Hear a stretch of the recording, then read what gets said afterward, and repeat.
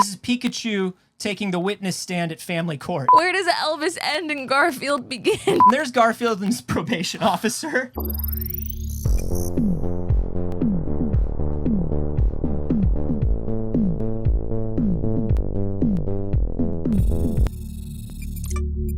Hello, good morning. For the first time. It's too early. It sure is. Welcome to the first, best, and only morning show in existence. I'm Anthony Carboni. And I'm Saige Ryan. And babies, you ain't seen shit.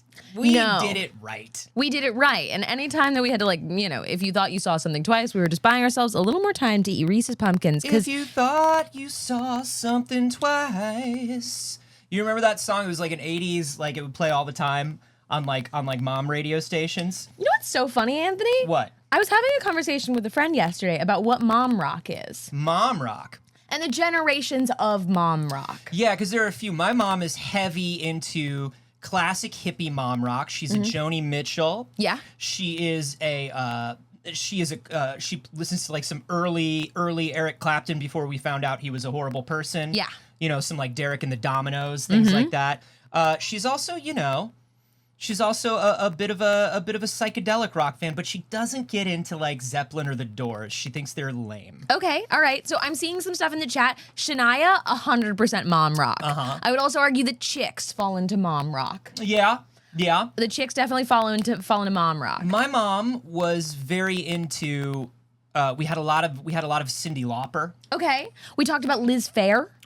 Now, Liz Phair was not my mom. Liz Phair was a little too... I think she would have liked Liz Phair had she had enough exposure to it. Like, she might have heard me playing Liz Phair once. Yeah. Because remember, I'm 87 years old. Of course. Which makes my mother 123. So she may have heard me listening to Liz Phair and been like, oh, yeah, this is pretty good. But I don't think she ever like... Oh, but Jewel, Flannel Fries is onto something with Jewel. Is such mom rock. Oh, my mom loved some Jewel. All moms love Sheryl Jewel. Crow. Yeah. Sheryl Crow. Okay, and then you get to newer generations of mom rock, right? So like Kelly Clarkson. Pink. Yes. Well, Kelly Clarkson, I think, has turned into mom rock because of her hit daytime news show. Maybe, but I also feel like look, my mom... Come in like 4 inches. No, I just keep leaning away. I'm here. Okay. I'm good. All right. I'm good. I look at you and I have the instinct to run away. Blondie, The Endless Dark. 100% with the Blondie. Yeah. Okay, so Pink, right? Yeah. And Kelly Clarkson. I think even like behind these hazel eyes, Kelly Clarkson, you know, was mom rock. It was like everybody's enjoying this on the radio, but only moms are gonna like put it on. Nord the Barbarian is saying all of Lilith Fair. That's true. My mother would not call herself a huge Indigo Girls fan. But if an Indigo Girls came on the radio, a Closer to Free or Closer to Fine or whatever that big Indigo Girls radio hit was, my mother would totally belt that out. The Cranberries. My mother loved the Cranberries. Yeah. Pat Benatar. Adele is new mom rock. Adele is new mom rock. Adele's tough because when you say mom rock, I'm like, well, what kind of fits into rock and also mom? Because all moms love Adele. Yeah. But I don't know that Adele like is mom rock. Yeah, Pat Benatar is definitely mom rock. Yeah, that's fair. You know, Bon Jovi. Garbage is definitely mom rock. Really? Yeah, my mom was like, mom's okay, pretty that's into your Garbage. mom. Yeah. I don't know if that's general mom rock. The My mom would Bangles. not jam to I'm Only Happy When It Rains. The Bangles. The Bangles for sure. Heart. Definitely mom rock. Yeah. Hearts on the Edge. All right. You know. Definitely. This is a show about mom hobbies. That's what we talk about. Mobbies. Mombies. This is a show about the evil Queen Mombi from Return to Oz. She keeps all of her heads in a closet, and she can swap them out. And she gonna take yours. She can have it. She gonna take yours. Anyways, good morning, everyone. Thank you so much for joining us. If there is a little bit of audio crackle, do us a favor. Pretend there isn't. You didn't hear anything. We're doing our best. You didn't hear a ding-dang thing. And I encourage you to do the same. I encourage you to mind your own. That's what I encourage you to do. Thank you very much. And everybody should be minding their own. And thank you for your patience with us. We're still working on it. Yeah. But let's get into some news. Let's get into some news. Now, this is the biggest game news, I think. This is huge news, and I think we kind of saw this coming. Yeah, because it's been forever. We were thinking that this would not happen. Listen, we're talking about Halo Infinite. Now, Halo Infinite... was the game we didn't even think would happen. Yeah. It happened. We were constantly asking, y'all making that game? And they did. They made the game. Well... and they made pieces of the game, and they're releasing pieces at a time. And there was one big bit of it that's such a huge part of people's Halo experiences that everyone was waiting for, that was just a little delayed, that they assured us we're working on it, which is split screen, co-op, anything. Now, for me, split screen co-op is probably the primary way that I played Halo 2. It's huge. You know? It was a huge part of my childhood, and it's one that I was personally very excited for. Look, I am from the age... I'm one of the ancient ones. And yes, of course, Anthony. And I have come out of the sea to remind you that that 1,000 years ago, when the world was new and civilization was crawling out of the muck, we would bring 4 Xboxes and 4 televisions over to somebody's place, and we would put 4 people on each Xbox and play 16-player Halo. Just flexing having a lot of friends, I guess. That is, listen, everybody was your friend when you wanted a full 16 for Halo. You was like, who else do we know? Who else do we know? Yeah. That plays Halo at all? Right. Bring them in. So this was a huge part of everybody's Halo experience. Yeah. And when they announced that it was delayed for the first time and then the second time, I was like, but they're gonna make it because it's so core to Halo. It's intrinsic. Yeah, it's part of it. But I will say this. Well, first, let's talk about what they said.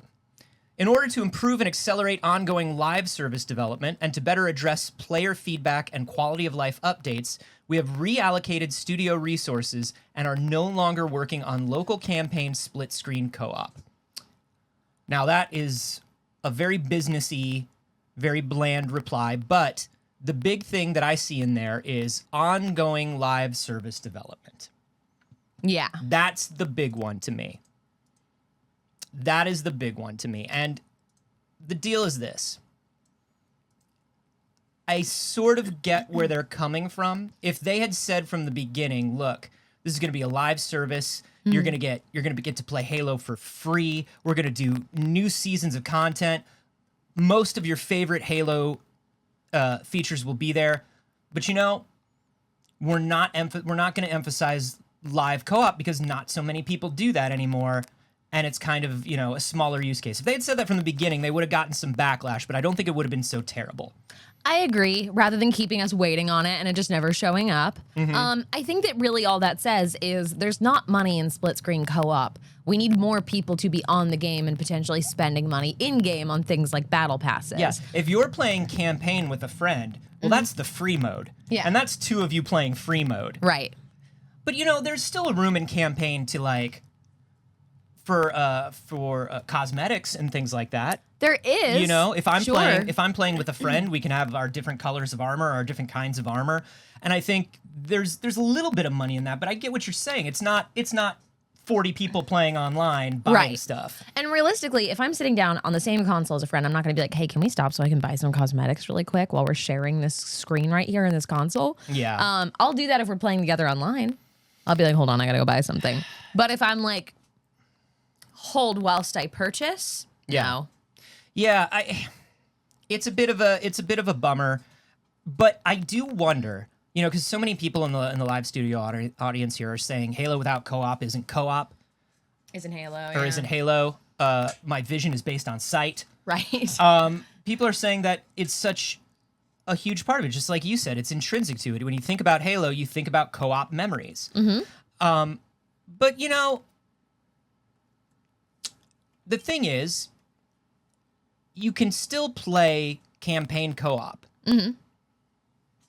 They're not removing that entirely. What they are removing is split screen. Right, doing so on a couch together. Now, there's an argument to be made by Microsoft that with Game Pass and Game Pass streaming and all this different stuff, you don't even have to bring a laptop to your friend's place if you don't want to. You could bring your phone and connect a controller to your phone. Personally, I'm not playing Halo Infinite on my cloud streaming on my phone. Like a shooter isn't quite that. Yeah. Ideal for that. But they, they're like, if you want to play it, there are a million ways. We've given you a lot of ways to play it. And if you want to bring your laptop and you have a Game Pass membership, you can install it on your laptop and run it at those beautiful laptop graphics. I don't know. It's just the split screen that's missing. And, I do wonder, it starts a larger conversation about, with everybody on broadband and everybody having so many mobile devices that can play all of these games. Yeah. It's like how the LAN party disappeared. Like, you can bring your computers to somebody's house. I was doing LAN parties in, 2016. Yeah. But when you were doing them for most games, it wasn't like you were running a local server of that game. It was still everybody was going out, or unless it was like a Minecraft or something. No, we were all carrying our Xboxes into one room and the little TVs, though. Yeah, and just splitting the Wi-Fi and going up to the central Microsoft server and back down. So even then, I guess I get where they're coming from, but we've talked before about how much we just like couch co-op. I know, and Blade of Creation said this honestly doesn't seem like a huge issue these days. I'm sure that it isn't. It's just a matter of we want it. Yeah. I can't speak to how much the greater population of Halo players wants it. I know there will be a few people that are like, bummer. But mostly just continue. They for ran us the numbers. Personally, right? Of course they ran the numbers, and they were like, "We're just fiends for couch co-op, the two of us." And I'm sure they've seen plenty of data that's like, yeah, people say that they want split screen, but then they never play it when we put it into games, and that's potentially true. I mean, even most of the people I knew that played Shredder's Revenge played it online. Really? Yeah. I'm still waiting to play it. We can play it whenever. You just let me know. I'm still waiting. You just let me know. What are you waiting on? Just tell me. Why are you waiting on me? I'm at home. I got Shredder's Revenge. What are you waiting on me for? Well, we couldn't play it online co-op, Anthony, because we do Steam family sharing. So we'd have to play it as a couch co-op. No, we could play it online because we both also have Microsoft Game Pass Ultimate. There we go. And speaking of Game Pass, on Wednesday we talked about a kind of a little bit of a leak of information, people parsing out pieces about the possibility of a Game Pass friends and family plan being tested in Ireland and Colombia. It has actually been confirmed for Ireland and Colombia. It has not been confirmed here yet. We don't have any updates necessarily on if this is ever something we are going to receive, but we did get an actual price point for it. So it is $21.99 per month. That's euros. Euros, yeah. So that's something like, I think the euro and the dollar, evened out. They're pretty flat. Yeah. So that's only $6 more a month, $7 more a month than you pay for. Well, it's 16, so 22. So it's $6 more a month. Yeah. Yeah, that's not bad at all. Then Ultimate to split between two people. Now, here's the trick though, and here's what I want to know. Yeah. Friends and family. This is very different. I mean, you're gonna have to let people stream games in two locations. Yeah. Because if I have a friend or a family member that's on my membership and we want to play Halo together, and we have no choice but to play online, right? Are you gonna let us both open up Halo at once? I think so. I think it's gonna be more like Netflix. You can have a certain number of screens. Now that'll be interesting, because as we know, this is very good for the consumer right now, if and when this happens. But as we know, this is a race to the bottom for the amount of money developers are going to make for games. Yeah. The more and more games consolidate under these sort of all-you-can-eat streaming services, the less money each individual game will have to be made. And so I do wonder what that's going to do to game studios and their profit margins when you've got 6 people on one account sharing games. Now, I'm all for it. And if Microsoft can make it work economically, I'm good at it. I mean, I'm good with it, but can they? That's my big question. Every time we talk about, can they? Because I genuinely we don't know. It's not like we have the answers to it and we're we know this can't work. It seems like it can't, but do you know something we don't? Yeah. You should. You should know a lot of things we don't. You're running a big company, billions of dollars. We're making a small company, exactly $69. So right now they did acknowledge on the release and their FAQ that they did on their website that it was a test to eventually roll out in other regions. So we don't know what the price point will be, and we don't know what the timeline would be for this, but it seems like they are preparing it to be everywhere. Now, obviously, price points can be different between regions, between countries. One of the things about this beta was everybody who was participating in it had to be within the country, which is very interesting when you talk about Ireland in particular, right? Because that's a great place to actually test this. Because if you are living in Ireland, you probably have friends. You've got friends at least probably throughout the UK. Yeah. So what's going to happen when, you're playing in Ireland and you want to share with a friend who is in England? You can't. Or in Wales. Right? You just can't. And I don't think that, I know that also this is a very American take on it because, for us, we have regions within America that could be separated into countries like most other places and most other continents would. So for me, when it's they have to be in the same country, I'm like, yeah, that's very reasonable. I understand it's a different situation in Europe, but also for the price on the family plan, I don't think that's bad. It's not bad, but it depends on what happens when, they come over here to America and they've crunched the numbers on how much Americans will pay for things every month, and they go, well, it's $21.99 in Ireland, but it's $29.99 here or $25.99 here. Yeah, if it's $29, it's the price of two. Yeah, it's $14.99. Yeah, but $25 instead. $10 over what you pay now. That's still a good deal. I'll still take it to get $5 off a month, but it's not much. Yeah, but what does that do to the psychological price point? When you're looking at it in a list, do people buy the upsell? And then the other thing, somebody's like Mystic Waffle says they would have to track anybody who plays their playtime and pay out accordingly. Yes, you would imagine so. Just like everybody who shares a Spotify account, Spotify's keeping track of those streamed numbers. But here's the crazy thing. They could look at how many people are streaming, how huge those number of minutes are, and just like Spotify, they could go, hey, game developers, we gotta lower your royalties. Yeah. And they will. Yeah. And once they are a powerful platform holder, which they already are, when they say we've got to lower your royalties, a lot of people won't have a choice. They won't have a choice. Right. Yeah. Either you go, because for a small developer, either you go on Xbox Live, on Game Pass, or people don't see your game. It's like all of the indie developers that had to go onto Apple Arcade. Right. It's very tricky. They're going to keep squeezing. We'll see what happens. Yeah. Geek Out said we have cities that could be countries. Yeah, there's 5 million people in Los Angeles. It's wild. Speaking of very big games and profit margins, on Monday we also talked to you about a potential leak for the next Assassin's Creed game called Assassin's Creed Mirage. The protagonist leaked. It looked like it was going to be a character from Assassin's Creed Valhalla. And Ubisoft, I guess, was forced to say, yeah, that's true. Yeah, okay, it's real. Yeah, you got us. So, creative asses. It is, I was trying to type it into the title today, and I was like, Jesus, you got double ass in this? There's so much ass. Ass? There's so much ass in that Creed. Creed. You really said ass? Anyways, it's confirmed. It's a real game. There's the key art that they released for Assassin's Creed Mirage. That is definitely an Assassin's Creed. I can tell because the guy he's got a wrist knife and he do a jumpies and he have a hood and nobody can see him. We could see him, but they can't see him. Because he's a mirage. Think about it. So they have announced that it's in the works. And it was previously codenamed Rift. There was a rumor that this started as actually DLC for Valhalla. Now, they have not confirmed that because they would never confirm that.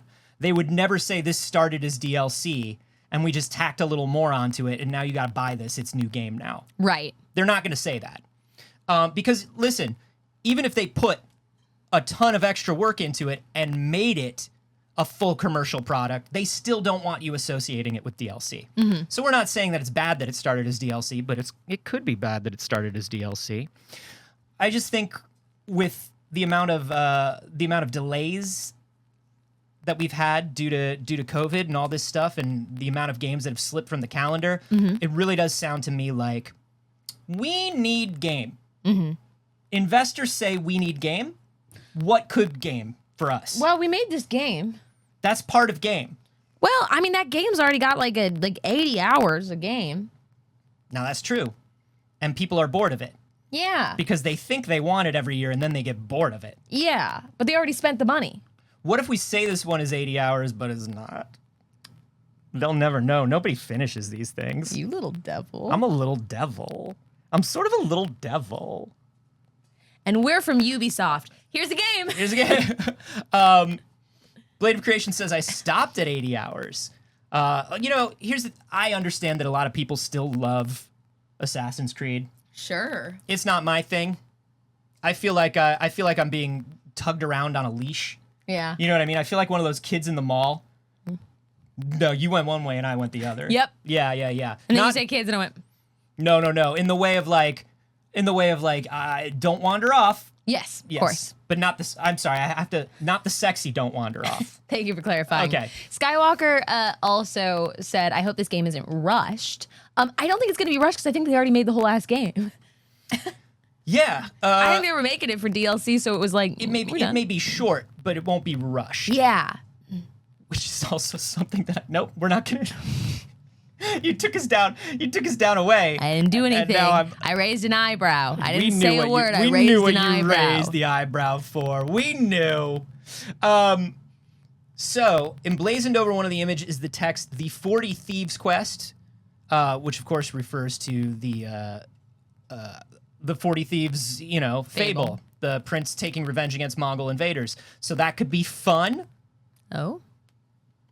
Okay. When reached for comment, Ubisoft simply pointed everybody towards its official tweet, which was not this. It was like, here you go. Yeah, you got a tweet. That's it. Yeah. So this was like the leaked art initially. That was kind of a cropped version that seems like it was maybe for the DLC. Yeah. And there's the full image. Looks much more like a whole game. Yeah. And not like a PS2 game. Yeah. Yeah. Interesting. How many Saige, of you? do you want to know something? I have 20 unreleased screenshots of Assassin's Creed Mirage on my computer right now. I was going to ask how many of you are not burnt out and going to play this, but yes. I have 20 screenshots. Official Assassin's Creed Mirage. Anthony, how did you get all these screenshots of official Assassin's Creed Mirage? Game journalist. Sort of a Jason Schreier. Yeah? Me, a little bit Jason Schreier. Okay. Now, check this out. That's official. Assassin's Creed Mirage. What's that in the water?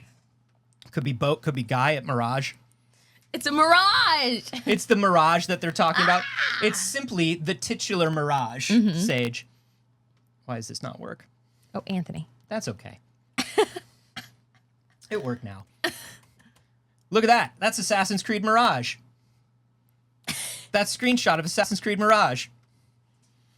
Look at this. I got this sent to me by Ubisoft. They said, don't tell anybody that he's going to walk around ancient city with cobblestones. Look at his little feet. Don't tell anybody. That's because his feet are so quiet they can't be seen.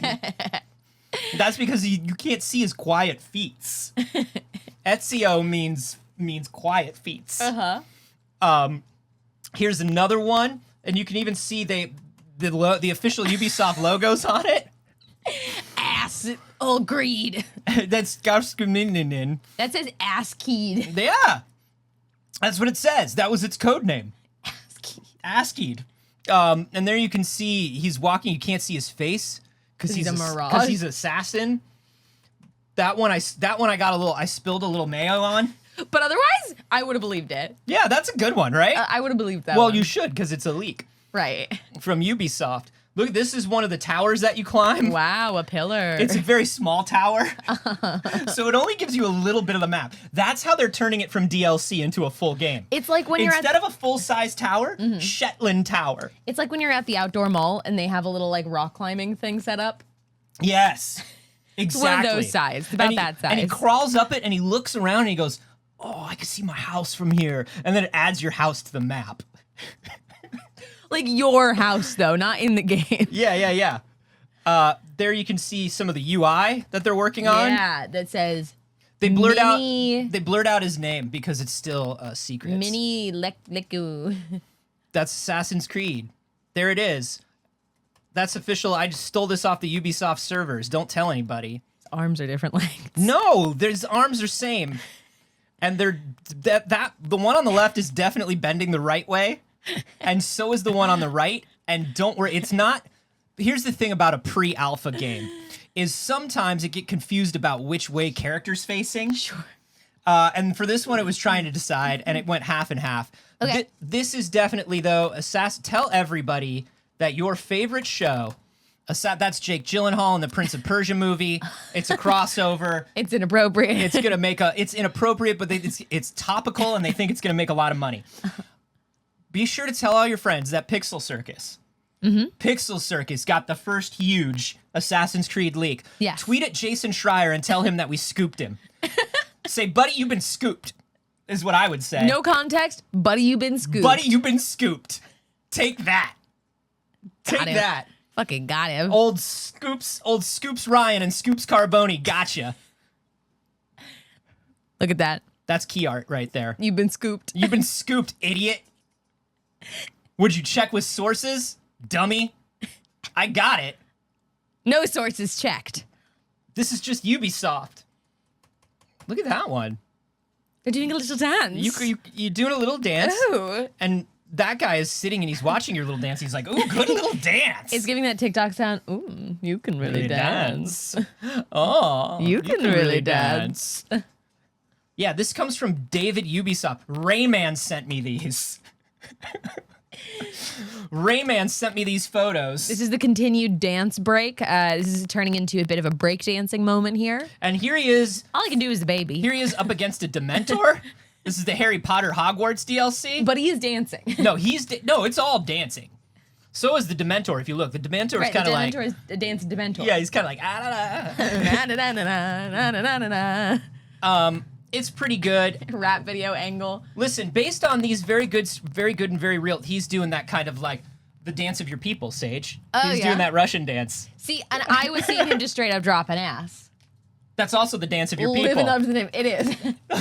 Both of those dances are the dances of your people. He's just straight up drop an ass. He's doing that drop challenge from TikTok. You should see, there's a button now where if you want to distract a guard, you can bend and snap. And it is great. Yeah. You can it says press X to bend and snap. Did she fall over? No. No. No. Prove it. Look, you try to throw ass at 8:50 in the morning, Anthony. This is from the tower defense mode. They love a tower defense mode. Look. Can you see into the buildings? Yeah, you can see into the buildings. Of course. Yeah, that's just a building. Remember, this is pre-alpha footage. If you see any artifacts in it, it's just because it's pre-alpha footage. Of course. If you see any. I don't know if you'll pick up on it. You probably won't pick up on any, because these are some next-gen graphics. Everything looks good right here. Mm-hmm. That's all pretty good. I think they're almost done. Yeah. Anyway, that's Assassin's Creed.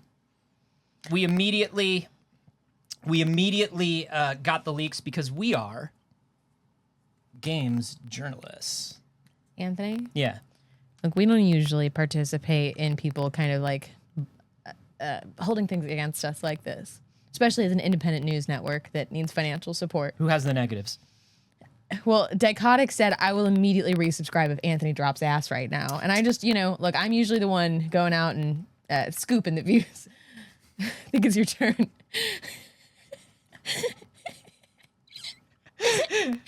Every morning I walk in and Saige says, "Is this views or is this too much?"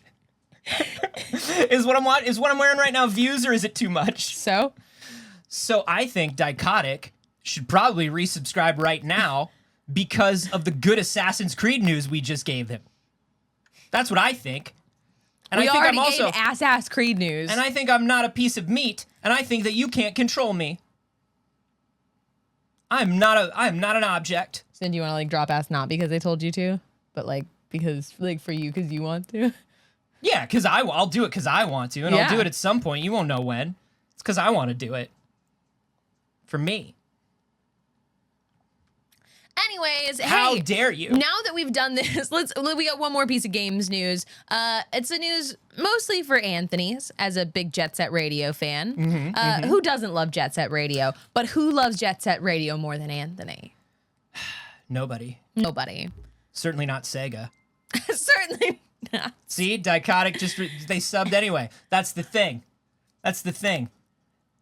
You got to fin-dom them. They think they want you to drop ass, but they want to be fin-dommed. So the games news is the spiritual successor to Jet Set Radio, Bomb Rush Cyberfunk. I had a hard time with that word. Bomb Rush Cyberfunk has been delayed again. Now, it's supposed to come out in 2021. It is now September of 2022, and it doesn't seem like we're really anywhere close. Right now, they said that they have their sights set on summer of 2023. Hey, here's what I'm going to say. Take your time, Team Reptile. Team Reptile is a smaller team. The last game they released was Lethal League. Yeah. You know, Lethal League, great game, but, you know, the work of a small team. This is a very ambitious game for them. And we've been saying this the whole time. It doesn't matter if you're a small developer. It doesn't matter if you're a large developer. If you need to give your people more time, please do. Please do. The main thing that I'm seeing is, like, for instance, if this was a huge developer and there were this many delays on a game, I would say that game is never coming. Right. But if that was like a big team, if that was like the Halo team and they promised that something was coming, it would never be coming. If they said, well, we know that this is part of Halo and it's very important, so we're going to bring it to you. Right. But I think with a small team, they can't afford to scrap games like this. I don't know how far they've gotten into it, but it still gives me faith that this game is coming. Yeah, they said, we're convinced that releasing the game this year will not take it to a level where we would be personally satisfied with it. To create a fulfilling and unique game, we are extending the development time of Bomb Rush Cyberfunk to summer 2023. And I say, do it. Take your time. But do release it. We would love to play it. Take your time. We're excited about it, and we will be there next summer. I hope. We'll see. Now, I will say this. I think it's going to be worth the wait. It looks very good. They're doing what they can to capture that Jet Set Radio future vibe. They even have Hideki Naganuma, who created the original soundtrack, which is such an important part of Jet Set Radio. Yeah. They're on board. I mean, and then they've added a ton of stuff. Like, you're going to skate, obviously, but then you can also free run. You can ride a BMX bike. You can do, like, there are all kinds of different things that they've added that the original Jet Set didn't have. And, you know, the first reply I figured it out to Team Reptile, I thought you might, to Team Reptile's tweet, the first reply was this Miyamoto that I always love. This Miyamoto quote, I always love. A delayed game is eventually good, but a rushed game is forever bad. And that's 10 times more true when you're an indie team. Because when you're an indie team, you have 48 hours to get eyeballs on your game. Yeah. That's it. Oh, and that reminds me, Ooblets went official launch yesterday. Hey, if you're not playing Ooblets, go play Ooblets. The Cordingleys are lovely people. It's just also a fantastic game. I've put so many hours into that fucking game.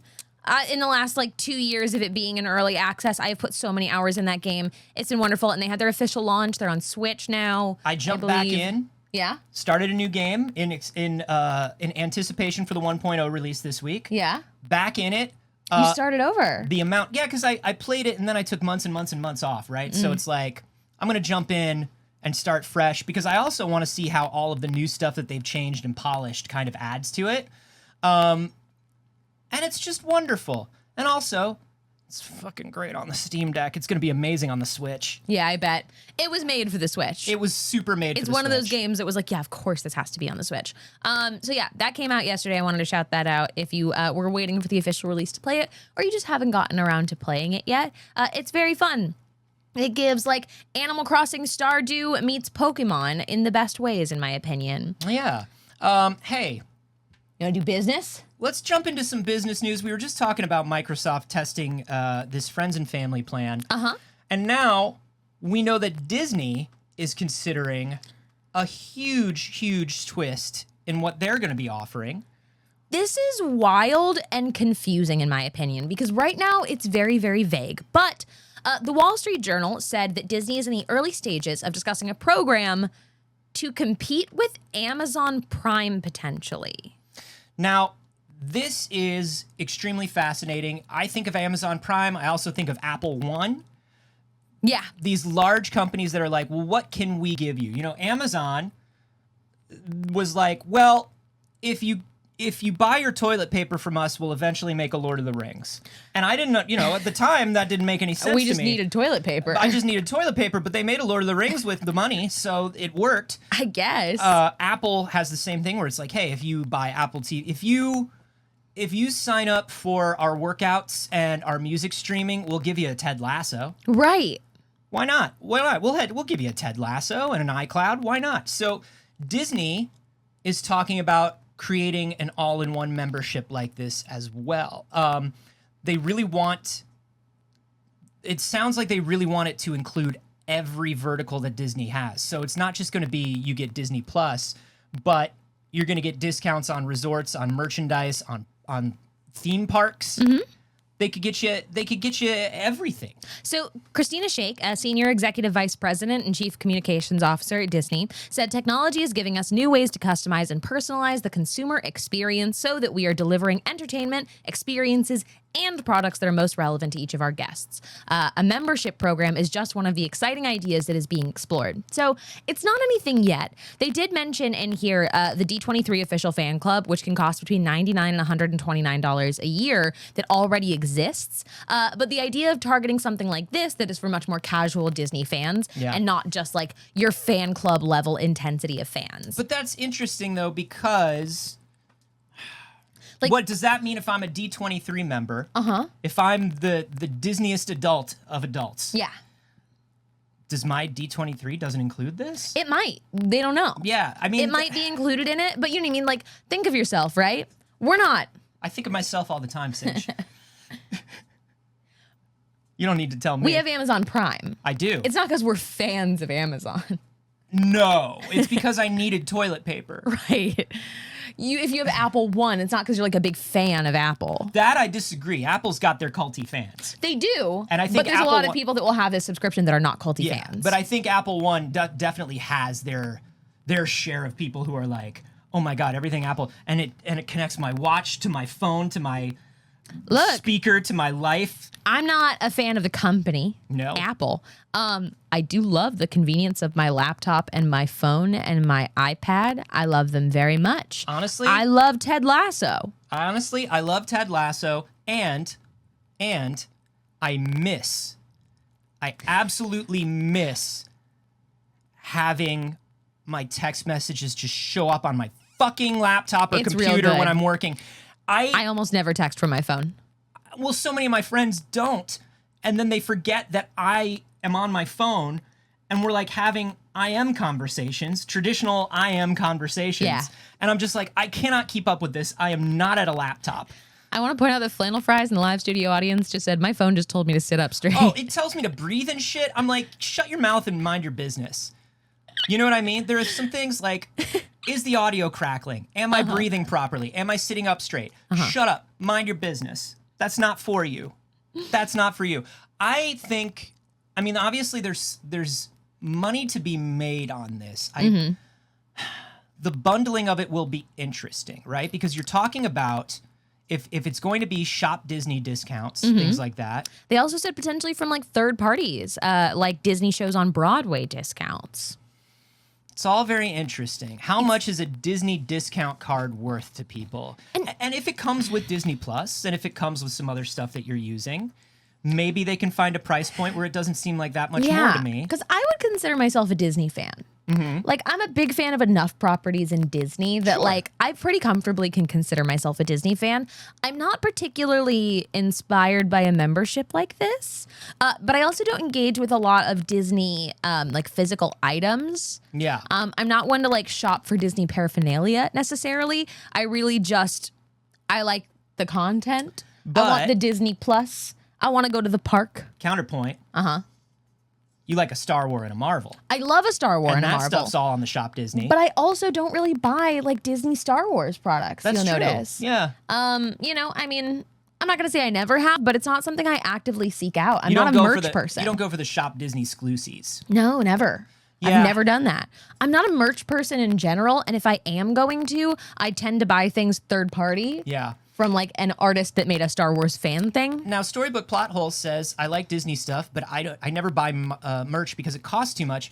And if they It is prohibitively expensive. If they could make this work in a way where you're buying Disney Plus anyway, if you pay X amount of dollars extra, we'll give you a discount on merch and free shipping.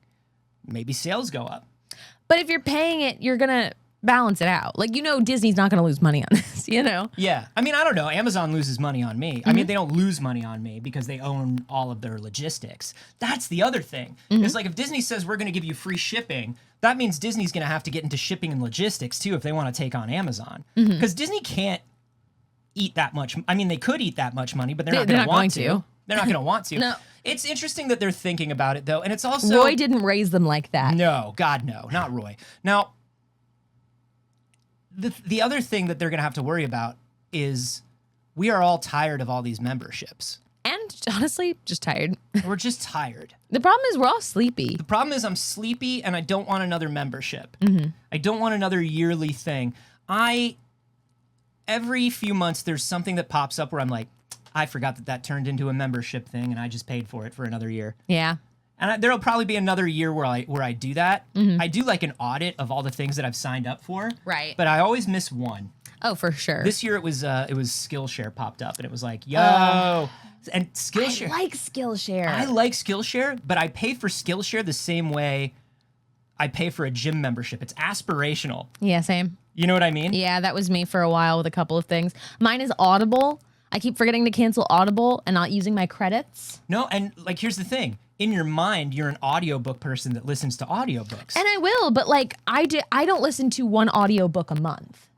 You know, like I have 15 credits saved up because I'm still listening to the ones that I bought last year. Yeah. You know, when you cancel, you still keep your credits. I know. So you might as well just So I just gotta cancel. Yeah, you might as well just cancel. I just gotta cancel. I just gotta remember to do it. But hey, speaking of subscriptions, yes, Netflix has teased a few times. There were a little bit of leaks, a little bit of information and speculation about the idea of Netflix releasing an ad-supported version, much like Hulu has. I'm sorry. Breaking news. The credits expire now. The Audible credits, they probably won't expire for you because you have a membership, but the credits expire now. No. I gotta use up my fucking credits. How long would... Chi-Town SC, no. After 6 months? 6 months? Okay, I gotta use the credits, and then I have the books. But if you cancel, your books don't go away, and that's good. 6 months? Still, right? Still the case, right? You gotta pick 15 books. Just pick I gotta go pick 15 books, man. Wow. But my problem is I also hyper fixated on books last month. My special interest was books last month, so I bought a bunch of physical books. I'm having a great time with them, but I bought like 15 books, man. Yeah. Really was going through having a great time with books. I was really going through it. I want a t-shirt that says having a great time with books. You know? I like it. Oh. What if we put in our store? We know we were just talking about companies trying to sell you merch. What if we released a t-shirt that says having a good time with books? Yeah, someone did say they're only merch people for Pixel Circus. Good. And I like that. Good. That's what, once again, you're being fin-dommed and you like it. The end. Having a good time with books. There you go. Okay, so Netflix is now reportedly going to be trying out an ad-supported plan. Hulu already offers this. Amazon Prime doesn't give you a fucking choice. I wouldn't personally... I don't know. I don't use Netflix that much anymore, so... I don't have a membership anymore. I canceled after all that garbage. I also canceled after all of the garbage, so I'm on a Friends plan. Yeah.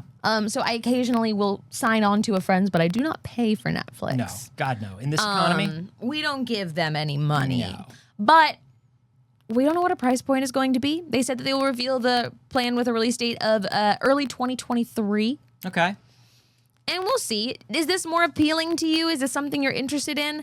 Personally, I have the ad level of Hulu. Mm-hmm. And it's not my favorite, but I don't, I don't use Hulu enough to pay for ad-free. I don't pay for anything that has ads. If I pay for it and it has ads, I just get mad. Yeah? Yeah, because once I pay for it, remove ad. I agree. I'm definitely in favor of that. But I also, like with Hulu, I'm like, I watch a couple of like fucking baking shows and they have Buffy the Vampire Slayer. Yeah. That's it. I would rather they limit my watch time. Yes, we're aware the sound is crackling, everybody. All good. I would rather they limit my watch time. I would rather they say you only have 4 hours of Hulu this month.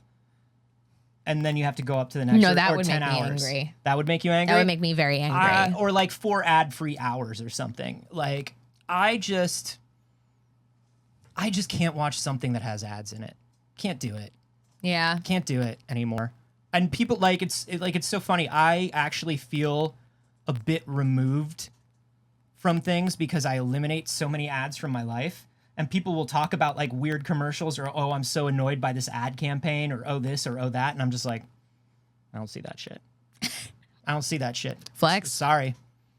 I'm one of those people where it's like ads are blocked on my network on a router level. Ads are blocked in every ad, like in everything that I have, like just no ads. And if you offer me the ability to pay to remove ads and I use your service, I absolutely pay you. Yeah. Because that's the thing that's worth it to me. Yeah.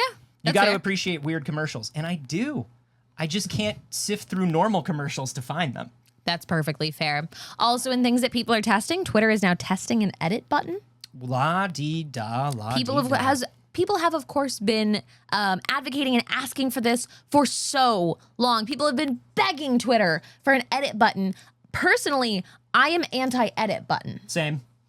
I know that this is something that also is in effect because we are public figures, but I do not want a situation in which somebody tweeted something, I retweeted it, and now it is something different. I think that there is too much opportunity for that to be dangerous. Yes. Even if it has on there, this tweet was edited, if somebody changes it to being Nazi propaganda, I don't want anybody to see that on my feed, even with a little "this has been edited" tag. Oh, and so many people are going to try to do that. So many people are going to try to bait people into retweeting something and then completely change the tweet. Now, who knows? Maybe they tweets will appear with an icon, a timestamp, and a label so that it's clear to readers that the original tweet has been modified. But that doesn't matter to me. Yeah, they've got a screenshot of it on there of essentially like what it would look like. Here. So it says last edited 8:55 a.m. It looks like you can go into it. Well, that's a screenshot of it, but I don't know if you can go into the edits and see the different versions. But even then, people don't do that work.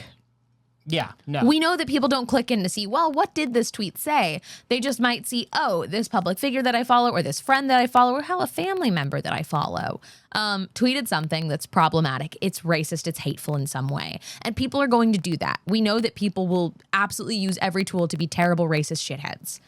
And I just don't see a way that we give this feature without that happening. Well, even pulling back from people being just full on Nazi assholes, just the ability for people in the public eye to edit their tweets. And when I say people in the public eye, I mean, politicians, news organizations, things like that, where it's like, I didn't say that. Yeah. I didn't say it. Yeah. Or I said it, but then I edited it, so it's fine. And it's like, right. Oh, it was a typo. It's like, no. One of the things that's amazing about Twitter right now is Twitter is unbelievable at getting people to just tell on themselves. Uh-huh. It's an immutable record, really, of the things that you've said. And I think that's very important. One of the things that I'm so annoyed with Twitter and Facebook and all these huge companies about these days is that they refuse to admit how culpable and responsible they are for the spread of information and intent and just general feelings about stuff around the world. Yeah. Facebook, still, we goof on Facebook here, but it's important to remember that, like, Facebook's pretty responsible for Myanmar. Yep. Facebook is pretty responsible for genocide in Myanmar. Mm-hmm. And they're just like, doop-a-doop-a-doop-a-doop. Right. There's many conversations to be had about the way that Facebook affected the elections here in the U.S. There's many of just the spread of misinformation in various countries because a lot of places outside of the U.S. also use Facebook as their primary communications platform, Messenger being more common than texting in some places. There's a reason why all of these companies... Some of the effects that Facebook had in India. Yeah, there's a reason why Facebook and Amazon and all these companies are trying to be like, we want to create inexpensive phones that allow countries that don't have mobile infrastructure to come together and share the internet in new ways. What you're saying is you want Facebook to be the internet for them. Yep. If you've ever seen one of those Facebook phones that they pushed out in India and in Africa, one of the things that they do is like you open up your phone and it goes straight to Facebook. Right. And you search the internet through Facebook. They control it there. It is giving 1984. You're absolutely correct. A couple of BBs in the live studio audience did suggest some potentially helpful ways to contribute to this. One being if somebody edits their tweet, all retweets get deleted. Now that all your retweets go away. If you edit it, but here's the thing. People will be like, well, that counteracts the point of an edit button. The reason I want an edit button is because there's a typo in this tweet that has 10,000 retweets. Yeah, well, sucks. Please don't make me repost it. That's why I want an edit button. Sucks. Sucks for those people. The other thing that somebody had suggested was a level of closeness that it has to be to your current tweet. Like a system that can recognize that you're fixing a typo as opposed to changing a word. I still worry about that having misuse cases, essentially words that are very, very close to something like a slur that they can change into one or something of the sort. I think there are words that are too similar that maybe, I don't know how you would train an AI to properly recognize. Maybe it's possible. I don't see Twitter caring enough about us to do that necessarily. I don't see a version of this. I know that a lot of people also use the argument that Facebook has an edit button. One, Facebook is a horrible place. It is a social media that breeds terrible hatred and prioritizes hatred. It pushes it into your feeds because it gets reactions, and they've literally been sued and brought to court time and time again for this effect that they have. The other thing is there is not a culture of reshare on Facebook in the same capacity that there is on Twitter. Right. Yeah, I just, the edit button it's fraught. I mean, Twitter is fraught. Everybody should be using Twitter as minimally as possible, but if not at all, you know what I mean? But, Twitter should be completely transactional now. Let the brands have Twitter. It's gone. You know what I mean? Just let the brands just put their ads on Twitter. Yeah. And we'll fade. We'll let you know when we're going live. Join the Discord. Join the Discord. We'll let you know when we're going live. We'll put a clip up there, but then we're just going to disappear. Anthony, my friend. Saige, my friend. I like the way that the bats literally only go through your half of the frame. It's cool. It's as though we've created your half and my half of the frame. Yeah. You've got little TVs. I got little TVs. I do have a Furby Spidey. You do. Anthony, you said the word transactional. Mm-hmm. Was that the word of the day? Did I win something? Hey! Dagger hated that. I'm sorry, buddy. He hates happiness. He hates most things. Speaking of transactional, I want to tell you a little bit of good business news. Oh, I'm sorry. Yes, that was the word of the day. Also, we had a applause button we could have just hit instead of actually clapping. Pee-wee's Playhouse style.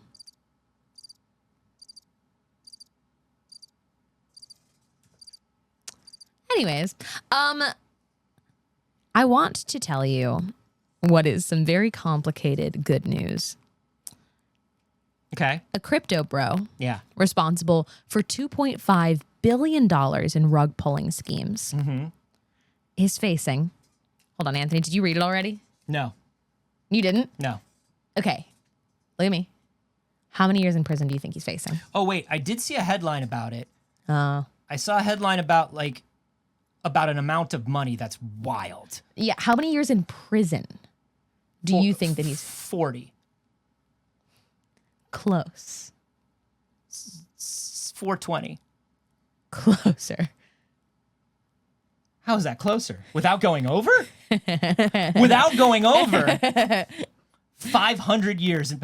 A million years dungeon. No, you see, you were close because it is 40,000 years in prison. 40,000 years dungeon! Why? Because he committed so many crimes and they stack. 40,564 years in prison. He's serving all the time that all the crypto bros should be serving. He is the sacrificial crypto bro. Woof. Sorry, that's so funny to me. So basically, this is Farouk Ozer. He's the founder and CEO of Thodex, which was a crypto exchange. It collapsed in 2021. He initially claimed that a halt in trading was due to cyber attacks and that all investors' money was safe, and then he fucked right off, he did.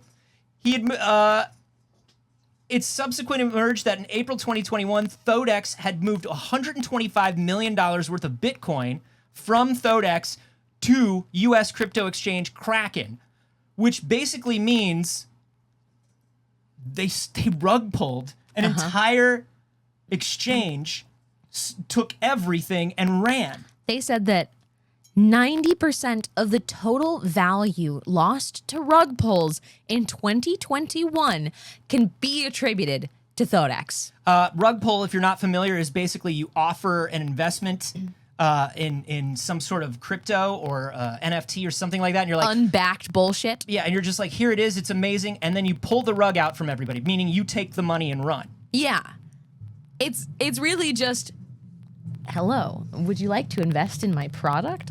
Would you like to support my Kickstarter? I will send you a pair of shoes, right? And everybody's like, I've been sure. here. This is happening. I know, because I knew the answer would be yes. Kickstarter a rug pull? Because everybody, yes, Anthony. Oh no. Because everybody's asked Anthony at some point, will you support my Kickstarter? And he's always like, yeah, I need that thing. Of course. And then they just take the money and they don't give you the thing. Yeah, it's happened. I'm not going to say that it hasn't happened. So this is how we invent cryogenic preservation to make sure he serves the full sentence. That's crazy. Other estimates given by Turkish authorities are a little bit lower, saying that he only fled with around $20 million. Whoops, not the full 125. But there are 20 other prosecutions going on. Or there are 21 prosecutions going on against Ozer. 21 people have come forward and been like, he took my money. And a prison sentence of 40,564 years is sought for each of these 21 people. So there are 21 people indicted in it. Indicted, sorry. There are 21 people indicted, and they want 40,000 years for all 21 people. Yes. Whoa. Because 2,000 people are indicted as complaints. Whoa. Over 2,000 people have filed the complaints. So 21 people are getting the 2,000 plaintiffs, potential sentence. 21 defendants. Yeah. 40,000 years dungeon for all of them. Each. Wow. Ooh. Good. Get them. Skywalker said, never did a Kickstarter. I supported a cool D&D show on Indiegogo, though, and look at that. We fulfilled it. We actually made the content. Hey. Never forget, everybody. You want to talk about We made the show. You made the show. I want to skip to movie news, because we got some good movie news. Yeah. Saige. Yeah. We got a first look from EW. It's one of those good Entertainment Weekly exclusives, and it's Jamie Clayton as Pinhead in the new Hellraiser, and it looks great. So very good, so very great. We got to look at Cenobites. We just, okay, let's show some of these pictures from this. I'm so fucking excited. I love Hellraiser. So we got to lead with this. This is Jamie Clayton's Pinhead. It's amazing. We love this. Oh, so good. Jamie Clayton looks so good as Pinhead. Oh man, I can't believe we're getting a new Hellraiser. This is Odessa Azion, who's playing the protagonist. She is somebody that, according to the story, has troubles with addiction, finds the box and cannot put it down, starts messing with it, and it becomes a hyperfixation. Cool. So fucking cool. The director has said that they didn't want to do a reboot. They didn't want to reintroduce Pinhead as like an origin or a first story. They wanted this to be in the universe because they were like, who wants this responsibility of remaking Hellraiser? No one. No one. Don't do it. So this is just a new Hellraiser story with Pinhead. I'm so excited. Do we have any kind of release timeline for this, Anthony? I believe it is coming out. Is it coming out?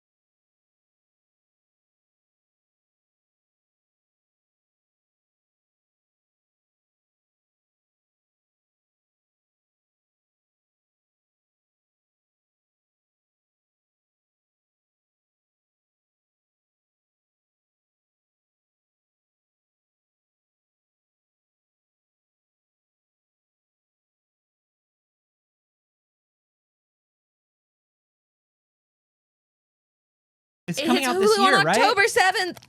Yeah, it's here for spooky season. I'm so excited. It's going to be such a good Halloween season. Of course, Halloween season officially started yesterday. Personally, I observe year-round. But for most people, Halloween season started on September 1st. So we're all in. We're all in. We're getting so much good news. These are all prezzies just for us. These are all good prezzies. It's over the garden wall season, babies. Hulu is here's the thing. I'll upgrade to ad-free Hulu for spooky season. Listen, the Hulu's horror movies and genre pictures Crush. have been really, really good. And the collection that they have of non-originals as well is really, really good for horror. I mean, obviously, we just got Prey. Yeah. We just got Danny Trachtenberg doing his Predator movie, and it's amazing. Yeah. Do you want to show, this is a new Cenobite known as The Mask. It's a little bit of a dark photo. It's a little bit of a dark photo. It's a little bit of a spooky dark movie. But look at that. You can make it out. Look at that. Hellraiser. That's a Hellraiser. I'm so very excited. Same. It's going to be so great. Obviously, we also talked about like Shudder's lineup. There's going to be so much good horror this season. I'm so happy. Yeah, it's going to be good. There's a lot of good stuff coming. I'm very, very excited for it. Do we want to do that here? Do we want to save that for let's the save that because Patreon? there's something that I want to do. Okay. There's something that I want to do. Save it for the Patreon. BBs, this might come as a total shock to you, but those Assassin's Creed images that I showed you earlier were not real. That's correct. I created them using an artificial intelligence algorithm. Anthony, no. That's right. Computers can make picture now. And they released one of the AIs to the public. The scoop! The scoop is not real. I got you all to tweet at Jason Schreier, you dummies. And now Jason Schreier's morning is ruined. He thinks he was scooped. And for what? For what? For what? No, they released Stable Diffusion. Stable Diffusion is an interesting AI image generator because it is completely open source. It is completely available to the world, and it is it's just as good in a lot of ways as some of the things like DALL-E and some of the big AI algorithms that are going to be pay to play. Yeah. Remember that even though DALL-E is made by a company called OpenAI, it is a company that is owned by Elon Musk. Womp womp. Partially. I didn't know that. Yeah, it's partially owned by He's Elon just got Musk. like a share. He's got like I think he's controlling interest in it. Yeah, but Stable Diffusion is available to everyone, which is very exciting. Now, obviously, this is a very complicated time. Right. There are many drawbacks to what's currently happening with AI in ways that affect artists very poorly. A lot of people that are generating things in insert current living artists style here. Yeah. Hey, only do that to dead artists, I guess. Yeah. Now, listen, I tried to create some very good images that I thought would be appropriate for the BBs, and I wanted to start with some very good garfs. I thought we could garf it. And so my first image was Garfield mourning at Elvis's grave. Now, this is just two Elvises at a gravestone. It had a little bit of problem understanding what... He's orange this time, at least! He is orange and cartoony in this one. It was a bit confused, so it kept making Elvis more and more cartoony, like sort of in the style of a garf. But now this one, it kind of got closer. Why is he wearing a lab coat suit? It got very confused as to what is an Elvis and what is a garf, and who's mourning for what. Where does Elvis end and Garfield begin? Oh no. Hey, how many mouths is too many mouths? That Elvis does not like Mondays, and I think we could agree on that. Am I right? We're very right on that. So I thought, like, well, maybe the problem is that Elvis is just too joyful an idea for the vibe that I'm trying to get. Okay. So I decided Garfield the cat visiting the 9/11 memorial.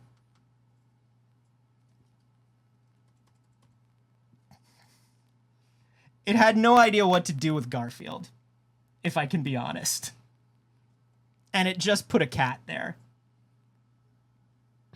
It just sort of put a cat in New York. An orange cat. An orange cat. It sort of knew what was going on, but that didn't work.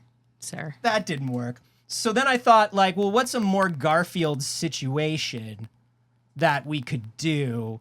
And so I did Garfield visiting his probation officer. Mm-hmm. And it got a little closer. There's something about that prompt that it liked more.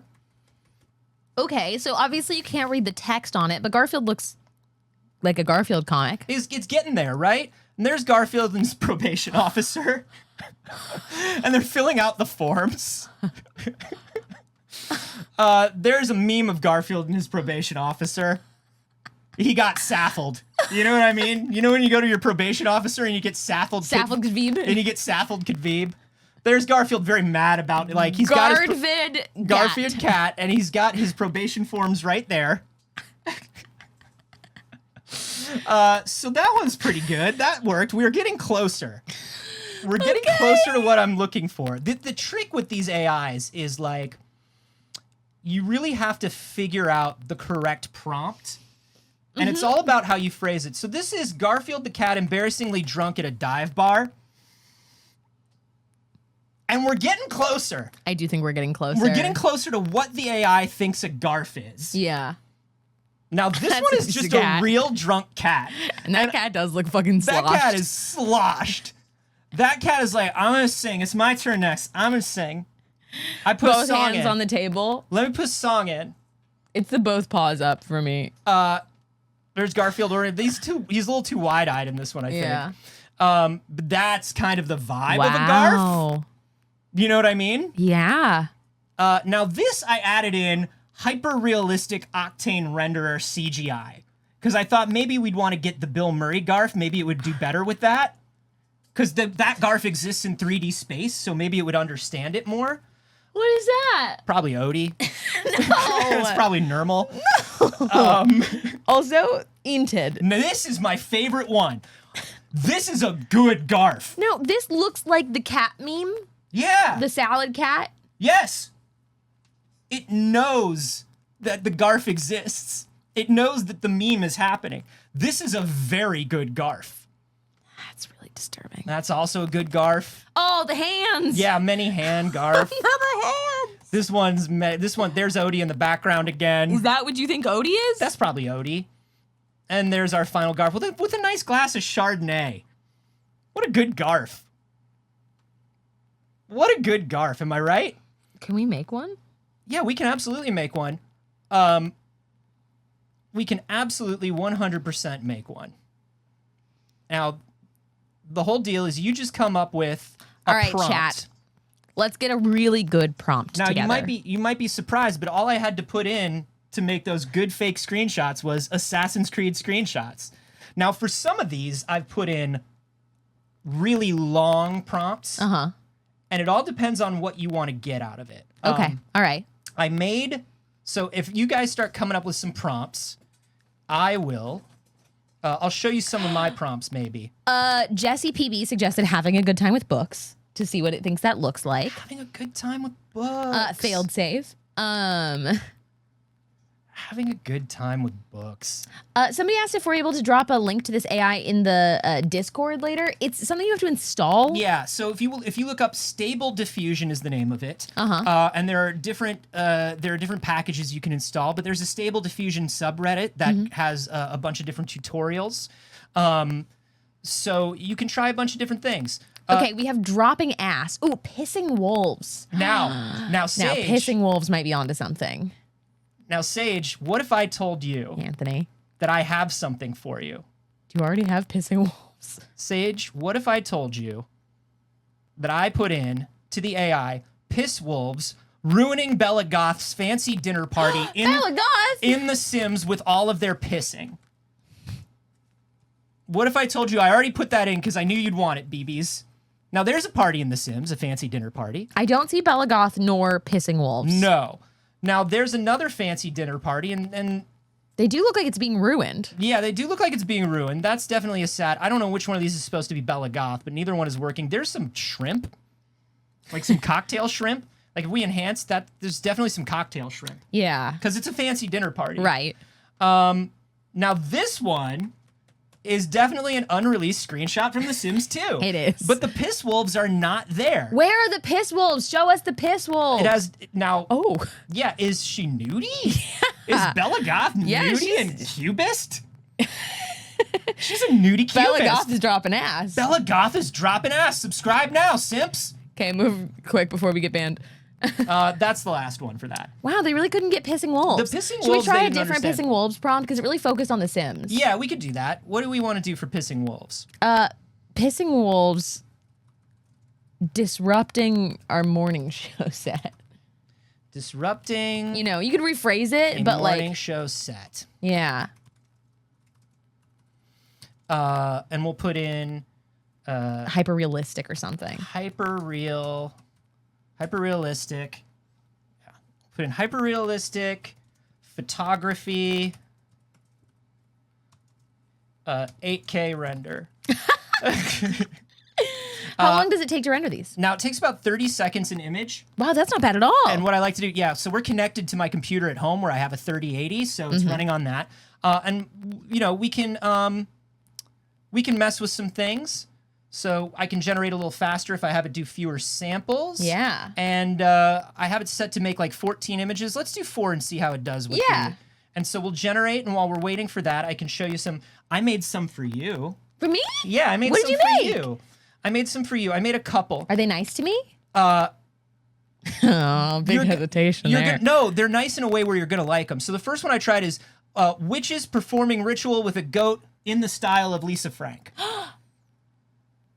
I tried that first. That's Art Attack on Instagram. Because I thought that might be, but it doesn't understand Lisa Frank very well. I think that probably got Lisa Frank. But it's kind of... It's giving Kawaii Baphomet. Oh Now, my I God. like that, kind of. This nailed it. Yeah, I like that. This one's pretty good. These are so good. I would put these on my wall, Anthony. Yeah, right? Look at Support that real one. artists, buy real art instead. But Yeah. these are very impressive. Again, follow Art Attack on Instagram if you like it. That one's pretty neat. It's sort of getting like the stars and the moon and like Yeah, a it's goat giving a ritual. a goat ascension of some kind. Okay. There's just some witchy hats All right. over goats, and this one I think is crushing it. That one's kind of, and Wow. then this is very tarot card art, which I enjoy. Very. And that's Whoa, just the cover trippy. of like a Fish album. Yeah. But that's one prompt that I made for you. I made another one that I think you might enjoy. Is that one generating? Oh, yes. Okay, cool. Still generating. As long as it's generating. Yeah, let me just double check that it's still generating. Yeah, we're Okay. on 4 of 4. It's Amazing. just done now. Just making sure it's doing it. So here we go. This is Pissing Story Wolves. of a girl. Disrupting a morning show set. And let's see how well it did. Okay. Hyper-realistic 8K photography render. Looks like real wolves. No notes. Yeah, there's no notes. That's definitely a real wolf. It's having trouble with pissing, I think. Yeah, maybe it does have terms blocked, so you can't make... Oh, no terms are blocked on this. That's the other thing. Is if you have stable diffusion, there are different filters that you can turn on and off, and I turned safety off. Got it. So it should be able to do this. They're smiling. These are mostly just wolves. Not giving pissing. Yeah, we're not getting pissing. It's having some troubles with that. That's okay. That's okay. If you got a different, if anybody has a different one, let me know. So We let's can see. prompt them up while we do the outro. Prompts them up. This is Sonic the Hedgehog riding a horse into battle as a painting by Caravaggio. Sure. Wow. Yeah. That's the leg. Yeah, it doesn't know where Sonic ends and the horse begins, if I'm honest. Those legs go all the way up. Now, this one I love. He's like so triumphant. Incredible. This is like an anime, like, look at me. Give me all your chili dogs. The kingdom will be mine. What is that on the head of the horse? I don't know. It's a bowl, and then it looks like maybe Sonic has some legs in it. But Sonic is also holding. Ooh, that was kinda epic. Sonic is also holding in his hand another arm with another hand. One of those grabby hands. This one's a biblically accurate Sonic that it created. Why is the horse wearing boxing gloves? Always a valid question. So let's see. There's There's a really good one that I made for you that's very cool. Oh? Let me see where it is. Oh. Listen, first of all, I want to say I tried doing something that's a little more like abstract. Oh. I wanted to see what the AI could do. It was having some problems with specificity, right? So I was like, this prompt was a quiet memory of a place you vacationed as a child and felt safe. Wow. Let's see what it came up with. This one definitely has vacation-y vibes. Yeah. Definitely not. Safe. Yeah, this is just generic vacation. Yeah. But can I show you my favorite one? You can. That's impressive. That looks very real. Right? And that looks like a Tumblr picture. It's got the film fade. It's got the noise in it. It's giving Tumblr. It's pretty good. It's pretty good. Fascinating. Yeah, this one's just creepy. I feel safe there. You feel safe there? I feel safe there. You and monsters. Exactly. That's where I go to hang out with monsters. Where's the really good one that I made for you? It's a great question. I don't know. I did some vaporwavy ones. This one's good. I did an evil ritual in the woods, digital painting, Studio Ghibli, art station, watercolor. Okay. Wow. That is very impressive. Right? It looks Ghibli. It looks very Ghibli, right? Look at that. Wow. It's pretty good. I'm a fan of this one. I'm a real fan of this one. That's wild. Look at that. Wow. Oh, goodness. Well, everybody, have fun with the AI, but also, again, remember to support real artists. This is not a replacement for it, and I also understand that the problem this is causing real artists, and that's important and it matters. Passing things off as art when they are AI generated is not okay. And if you're enjoying, you're like, man, I really want some cool like Ghibli fan art. It's all available to you. It's probably on Etsy. Exactly what you're looking for? Probably on Etsy. Probably on Etsy. Here's a very cool dog driving a convertible with sunglasses, PlayStation 1 low poly. All right, Anthony, we got to wrap up the show. Yep. It's about that time. We do have a bonus clip going up on the Patreon today, so if you're not tired of us yet, you can have a little bit more over there. I also wanted to give a shout out, a huge thank you to the people who tweeted when we were going live today. Yeah. Thank you very much to Hannah Law. Thank you very much to that one Moon Kid, to Skywalker, to Flatlander. Very cool of you. Thank you for letting people know about the show. We do the show every Monday, Wednesday, and Friday at exactly 8 a.m. Pacific if you're joining us live. We are back to getting things uploaded on YouTube. Here's hoping. Last episode, Viacom put up a real fight with us about it. Yeah. What's in its mouth? Nothing, a tongue. This is Pikachu taking the witness stand at family court. Courtroom sketch. And when Anthony's not here, where can they find you on the internet? I'm everywhere on the internet at Carboni, except for here on Twitch, where I'm at Anthony Carboni. Twitch, you cowards, it's mine. Give it back to me. You can also find me tonight on Failed Save. At 6 p.m. Pacific. Right back here on this channel. We got some guests this week. We do. We have Serena Marie. Yay! It's very exciting. It's our live play D&D show. If you haven't watched, come watch. It's a great time to come watch. You can find me everywhere on the internet at Not Saige. I stream on my channel Monday, Wednesday, and Saturday, and also for Failed Save tonight. Support us on Patreon. It's very cool. It starts at $3 a month. We do things like we tell you little secrets about the show before they happen. For Failed Save, we give you a bonus clip from It's Too Early of stories that we didn't get to talk about because we've got something in here we didn't get time to, and I want to ramble on Patreon today. So thank you so much for joining us for today's show. Take care of yourselves, and we will see you on Monday. Unless you're a patron, in which case we'll see you in a few minutes. Bye, babies.